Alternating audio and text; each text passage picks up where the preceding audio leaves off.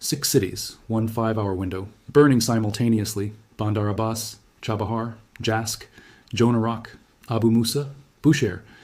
The entire southern coastline of the Islamic Republic of Iran, every major port, every naval hub, every coastal installation the IRGC has spent 47 years positioning as its permanent chokehold on the world's most critical maritime passage, struck at the same moment by a coordinated multi-axis campaign that owned the airspace above those cities before any Iranian radar operator understood what was happening.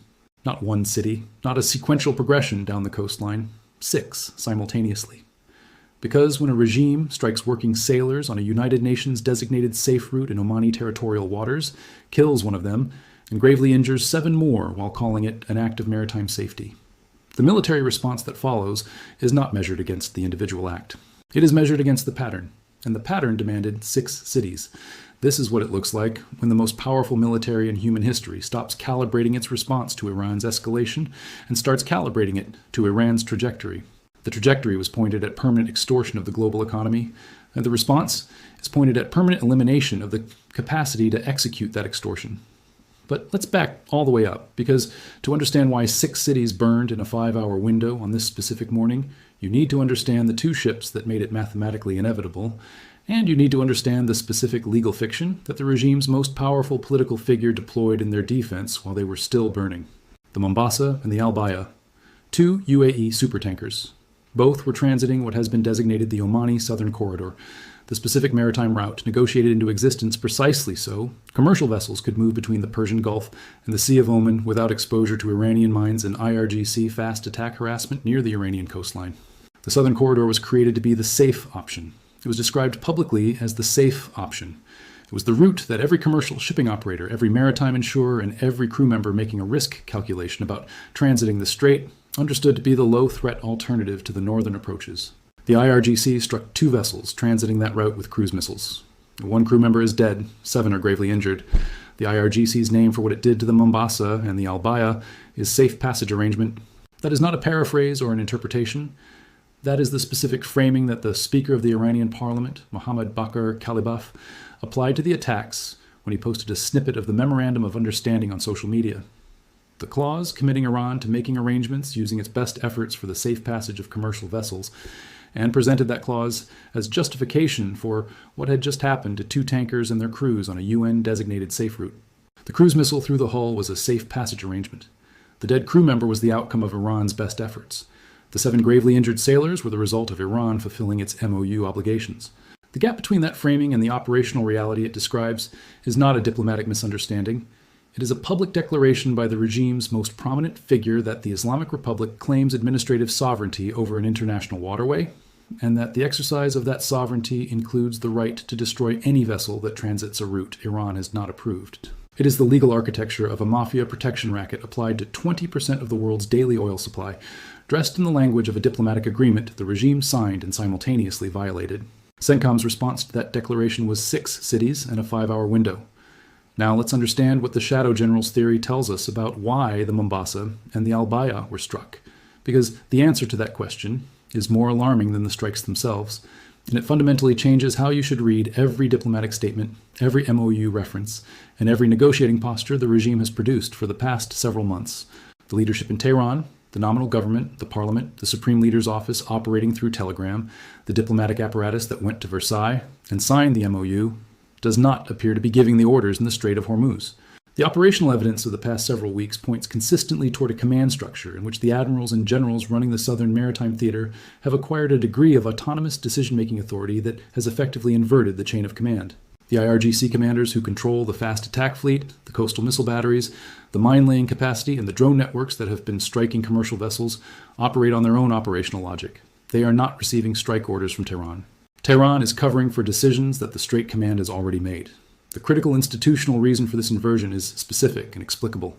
The shadow generals who run the Strait have built their institutional identity, their budget authority, their personal relevance, and their claim to the resources the IRGC devotes to the Southern Maritime Theater around a single capability: the ability to threaten and interdict commercial shipping. That capability is what justifies their existence within the IRGC's institutional hierarchy. It is what gives them the leverage they hold over the political apparatus in Tehran. The implicit threat that a military command controlling the world's most strategically important maritime choke point has more real power than any government in a country where the military controls the government. They are not subordinate to Kalibaf. Kalibaf is subordinate to them, even if the formal chain of command says otherwise, and even if Kalibaf's public statements maintain the performance of civilian political authority over military operations. This is the only coherent explanation for the specific sequence of events that produced the Mombasa and Al-Baya strikes. Kalibaf was publicly defending Iranian MOU compliance at the same moment the Strait Command was firing cruise missiles at ships on the UN-designated safe route. Iranian state television cut Kalibaf's broadcast mid-sentence the following week. IRGC-affiliated clerics publicly called the MOU treason. None of those things happen in a unified government where the civilian political apparatus controls military operations. All of them happen when the military command in the operational theater has concluded that the civilian diplomatic apparatus is an obstacle to the institutional mission, and has the power to act on that conclusion without consequence from above. The implication for any diplomatic framework is direct and uncomfortable. Any agreement that Kalibaf signs is not an agreement that the shadow generals in the Strait are bound by. They are not his subordinates. He is their public relations function. And the Mombasa and the Al-Baya are the proof of that relationship, executed in Omani territorial waters on a UN-designated safe route, and while Kalibaf was on social media citing the MOU clause about safe passage. Now let's talk about the strike package that followed the tanker attacks, because 6 cities burning simultaneously in a 5-hour window is not a single weapon or a single platform. It is a layered multi-domain campaign architecture executing against a specific target set with a specific sequencing logic that took years of doctrine to develop and hours to execute. And understanding the logic of that sequencing is what separates an accurate understanding of the campaign from a headline count of targets hit. The package begins with electronic warfare. F-18 Growlers, the dedicated electronic attack variant of the Super Hornet, the aircraft whose entire mission is to deny the adversary the ability to see what is coming, enter the battle space first, filling the Iranian coastal radar picture with electromagnetic noise across the frequency ranges that surface-to-air missile systems depend on to achieve targeting solutions. The Growler does not destroy radar sites. It blinds them. It creates a window of degraded Iranian sensor capability through which the rest of the package moves without providing the clean radar return that a missile battery needs to generate an engagement geometry and commit to a firing solution. Into that electronically degraded environment come the high-speed anti-radiation missiles, launched from F-16 Wild Weasels and F-18s. The HARM is a radar homing weapon. It locks onto the electromagnetic emission that a surface-to-air missile radar produces when it attempts to paint a target through the jamming, and it follows that emission back to the antenna generating it. The choice available to the Iranian radar operator is binary, and both options produce the same outcome. Stay dark and let the strike package through uncontested, or activate and become the HARM's destination. The CID architecture is designed so that either choice eliminates the radar's ability to protect the facility it is supposed to defend. The HARM does not need to destroy every Iranian radar site to make the strike package viable. It needs to force every Iranian radar site into a position where activating is catastrophic, and staying dark is surrendering. Both outcomes serve the campaign's objective. Behind the jammers and the HARM shooters, the F-15E Strike Eagles carry the heavy ordnance that reaches the things the IRGC has spent years hiding. 2,000-pound joint direct attack munitions for command nodes and hardened headquarters structures. 5,000-pound bunker-busting weapons for the deeper targets. The facilities, the IRGC built into hillsides and buried under reinforced concrete and rock, specifically because it understood that lighter precision munitions would not reach what was stored inside. The secondary explosions at Desfool are the most analytically important element of the strike package, and they have not received the analytical attention they deserve. When a single primary weapon detonation produces a cascade of subsequent explosions that grow in intensity rather than diminishing when the fire feeds itself and the explosions multiply, it is telling you specifically what was stored inside the structure. Rocket propellant for ballistic missiles ignites differently than stored ordnance. The sustained, escalating nature of the secondary explosion pattern at Desfool indicates the 5,000-pound bunker buster reached missile propellant storage. The material that feeds the ballistic missile inventory the IRGC has been firing at Gulf state capitals and commercial vessels. The IRGC built the hardened external structure to protect that propellant. The 5,000-pound weapon reached through the structure. The secondary explosions are what was inside burning. And ballistic missiles that no longer have propellant are not ballistic missiles. They are metal tubes in a ruined underground facility. The fake target problem deserves specific mention, because it is part of the IRGC's active countermeasure strategy, and CENTCOM has clearly not fallen for it. The IRGC deploys decoy installations.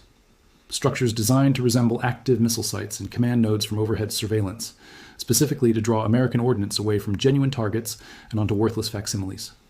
Countering this requires either human intelligence about which sites are real and which are decoys, persistent ISR coverage long enough to observe operational patterns that distinguish active from inactive installations, or signals intelligence that identifies communications traffic associated with functioning sites versus inert decoys. CENTCOM's target selection in the 6-city package was not producing explosions at decoy sites. It was producing secondary explosions. The decoys do not explode when struck because decoys do not contain propellant, ammunition, or functional military equipment. The secondary explosion pattern at Desfool is the operational signature of a correctly identified genuine target, and it represents both the capability of American intelligence and the limits of IRGC deception when operating against a surveillance architecture that has been watching Iranian coastal behavior for months. The MQ-9 Reapers provide the persistent intelligence, surveillance, and reconnaissance coverage that makes the entire strike package possible. This is the capability that is hardest to visualize and most consequential in terms of what it enables. An ISR platform loitering at altitude over a section of Iranian coastline for hours accumulates a behavioral picture of everything happening below. Vehicle movements, personnel activity, heat signatures, access patterns, the small human behaviors that distinguish an active military installation from its disguised equivalent. The IRGC has invested significantly in concealment. It has buried coastal missile batteries and geological features, positioned launch sites to look like ordinary terrain from overhead observation, and built its command infrastructure underground specifically to defeat the periodic satellite pass that characterized previous generation surveillance. Persistent loitering ISR defeats that concealment methodology not by seeing through the disguise, but by seeing through the behavior of the people maintaining it. The C-802 Chinese-derived anti-ship cruise missile, hidden in coastal rock faces with pop-up launch capability, does not reveal itself by looking different from the terrain around it. It reveals itself through the access patterns, the vehicle visits, the maintenance schedules, the personnel movements that connect it to the humans who operate it. The Reaper sees the humans. The strike package reaches the weapon. Space Force satellites compound this ISR picture at the orbital layer, providing the overhead coverage that connects the coastal surveillance picture to the broader operational theater.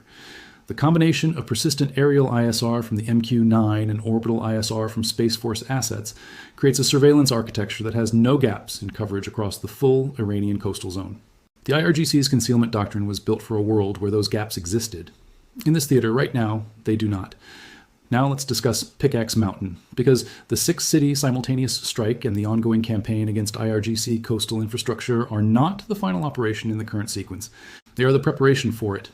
Trump's public statement that Pickaxe Mountain is primed for what he called a big fat shot is not rhetoric. It is a pre-announcement of the specific remaining nuclear infrastructure objective that the campaign has been systematically clearing the approaches toward. And understanding the specific weapons sequence that would be applied to Pickaxe Mountain is essential to understanding why the campaign that preceded it, including 6 consecutive nights of strikes, was not the main event. Pickaxe Mountain is the last major component of Iran's nuclear program that has not been conclusively addressed by previous GBU-57 massive ordnance penetrator strikes. The GBU-57 is the 30,000-pound weapon that exists for this specific mission, and only this mission, delivered by the B-2 Spirit stealth bomber, engineered to penetrate hardened geological formations at depths no conventional munition had previously reached. The targeting calculation for a GBU-57 strike against a mountain facility requires classified software that maps the specific geological composition of the formation, calculates the weapon's penetration depth against that specific rock density and compressive strength, and determines how many weapons in what delivery sequence are required to reach the target depth. This is not a calculation that produces a single answer across different geological targets. Limestone behaves differently than granite under penetrating ordnance. The depth of the facility, the overburden composition, the specific rock structure above the target. All of these variables go into a targeting solution that is unique to the specific mountain being struck. It is an engineering problem with a specific engineering solution, and the solution for Pickaxe Mountain has been calculated. That engineering solution may require an opener. The Moab, the massive ordnance air blast bomb weighing 10,000 pounds, is not designed for penetration. It is designed for area destruction at the surface level.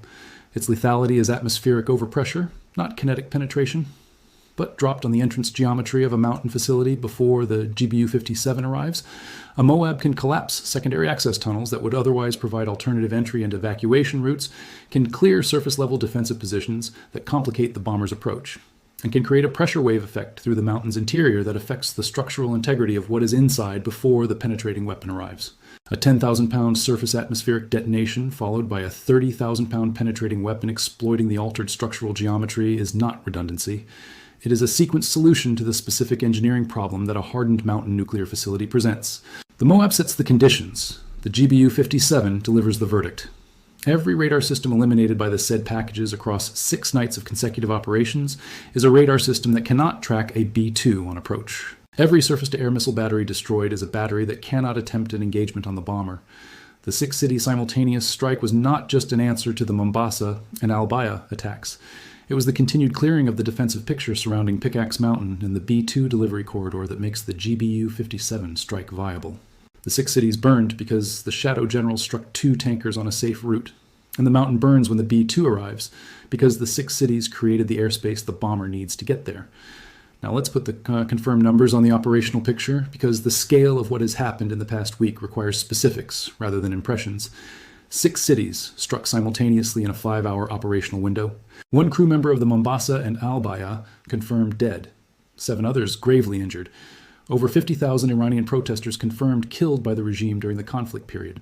A figure that explains more about why the Iranian population is not in the streets demanding the regime's departure than any analysis of political consciousness or organizational capacity. The naval blockade reinstated for the 2nd time in 3 months. A pattern that tells you the blockade is becoming a permanent feature of American strategic posture in the Strait rather than an emergency measure. The United Kingdom completing the full terrorism designation of the IRGC and the Islamic Republic of Iran, which differs from the IRGC-only designation it previously held by creating legal exposure for anyone connected to the Islamic Republic's governmental and financial apparatus, rather than only its military arm. UAE fighter jets confirmed actively striking targets inside Iran, the coalition's operational contribution having moved from hosting American forces to conducting independent offensive operations over Iranian territory. Saudi Arabia actively striking Houthi infrastructure in Yemen to prevent the IRGC's proxy network from opening a 2nd maritime harassment front on the Suez Canal approaches. That last element is worth pausing on because the Houthi situation in Yemen and the 6 cities strike against Iran's southern coastline are not separate stories happening in parallel. They are the same story being prosecuted in 2 theaters simultaneously.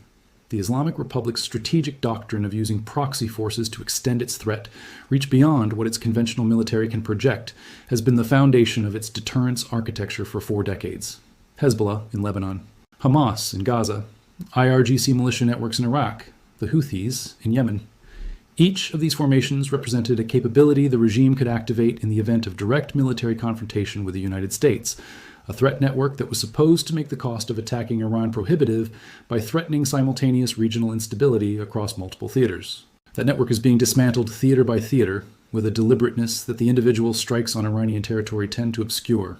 Saudi Arabia is not striking Houthi infrastructure in Yemen because it sees an opportunistic moment. It is striking because the operational sequencing of this campaign has arrived at the phase where the proxy network needs to be suppressed before the final phase of the Iranian operation proceeds. Now let's look at the 3 tracks converging and why their simultaneous pressure produces an effect greater than any individual component, because treating these as parallel stories is the analytical error that most coverage makes. The military degradation track has reached the phase where IRGC infrastructure across Iran's entire southern coastline is being addressed as a unified target system rather than as individual positions. 6 cities burning simultaneously in a 5-hour window is not a collection of individual strikes. It is the coordinated dismantlement of an interconnected coastal defense system in which each component, radar, communications, naval assets, ammunition storage, command nodes, depends on the others to function. Taking them down simultaneously denies the IRGC the ability to reconstitute any individual component using the resources of the remaining ones, because the remaining ones are burning at the same moment. This is systems destruction rather than target destruction. And the distinction matters because systems destruction degrades capability faster than the sum of its component losses would suggest. A radar system can be replaced if the communications network is intact to coordinate the replacement. A communications network can be restored if the command node coordinating restoration is intact. When radar, communications, command, naval assets, and ammunition are eliminated simultaneously, the regime cannot sequence the reconstitution effort because there is no intact component to begin the sequence. The internal fracture track has produced its most publicly visible evidence yet. Iranian state television cut Kalibaf's broadcast mid-sentence. IRGC-affiliated clerics are calling the MOU treason. The shadow generals in the Strait are making targeting decisions that contradict the diplomatic position of the government's most powerful political figure in Omani territorial waters, while he is publicly defending MOU compliance on the same social media platform that CENTCOM uses to post strike footage. These are not signals of a government under pressure managing its messaging. These are signals of a government dissolving, an institution in which the military arm has operationally superseded the political arm, and in which the evidence of that supersession is now appearing on live television in the form of a cut broadcast and in theological pronouncements calling a diplomatic agreement treason. The coalition expansion track has moved from being a supporting element to being an active combat contributor. UAE fighter jets are striking targets in Iran, not hosting American aircraft, not providing basing, but flying offensive sorties over Iranian territory. Saudi Arabia is conducting military operations against Houthi infrastructure in Yemen. The UK has completed a full terrorism designation, applying to the Islamic Republic as an institution, not just the IRGC as a military formation. The regime that declared the Strait closed is now facing a coalition whose operational footprint has expanded beyond what it anticipated when it made that declaration, and whose legal framework has been expanded by one of the world's most significant intelligence and security services to cover the full institutional apparatus of the Islamic Republic, rather than its military wing alone. The structural risk in this operational picture is the C-802 problem, and it deserves to be named clearly because it is the gap between the campaign's current achievements and its final objective. The C-802 Chinese-derived anti-ship cruise missile has a confirmed range exceeding 100 nautical miles. It launches from concealed coastal positions, physical locations that the IRGC has engineered to appear from above as geological features, hiding the launch infrastructure in the same coastal terrain that surrounds it. The pop-up capability of these systems means a vessel transiting the strait can receive a launch warning with very little time available for defensive action. These concealed batteries survived the initial rounds of the campaign because they were specifically designed for exactly this scenario: a sustained American air campaign that would destroy visible, mappable infrastructure while leaving the buried and concealed capability intact. The answer to the C-802 problem is the persistent ISR architecture that the MQ-9 Reapers and Space Force satellites provide, not by seeing the missiles themselves, but by seeing the people who maintain them. Every buried battery requires human maintenance.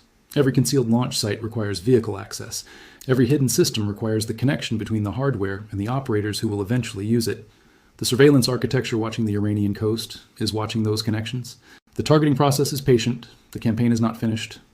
The Mombasa and the Al-Baya are docked somewhere, their hulls carrying the evidence of what the IRGC's shadow generals decided to do to a UN-designated safe route in Omani territorial waters because they could not stop striking ships for 60 days. One crew member is dead. 7 are gravely injured. The shadow generals who made that targeting decision are managing the operational aftermath of 6 cities burning simultaneously in a 5-hour window of a bomber that has not yet been called in, but whose flight path is being cleared one radar site at a time, of a coalition that has grown past what any Iranian strategic planning document from 5 years ago would have predicted. Kalibov posted the MOU clause on social media while the Mombasa was on fire. He called it a safe passage arrangement. Iranian state television cut his broadcast mid-sentence the following week. The hardline clerics called what he signed treason. And Pickaxe Mountain is primed for a big fat shot. The era of one-sided deals is over. It ended with 6 cities and a 5-hour window. And the 30,000-pound weapon that completes the accounting has not yet been released. That is not a threat being made. It is a trajectory being described. The trajectory has been entirely consistent with the pattern of this campaign since the first strike package. Each escalatory decision by the IRGC has produced a larger American response. Each strike package has been broader and more comprehensive than the one before it. The 6-city simultaneous window is larger than anything that preceded it. And the GBU-57, the weapon that ends the nuclear chapter of this conflict once and for all, is larger than the 5,000-pound bunker busters that turned the ballistic missile storage at Desville into secondary explosions that lit up the sky. The regime called the strikes on the Mombasa and the Al-Baya a safe passage arrangement. CENTCOM called their response lethal, vigilant, and prepared. The 30,000-pound answer to that arrangement is in the inventory. The B-2 that carries it has not yet been called, but Pickaxe Mountain is primed. The campaign that has been clearing its approach for the past week is running exactly on schedule.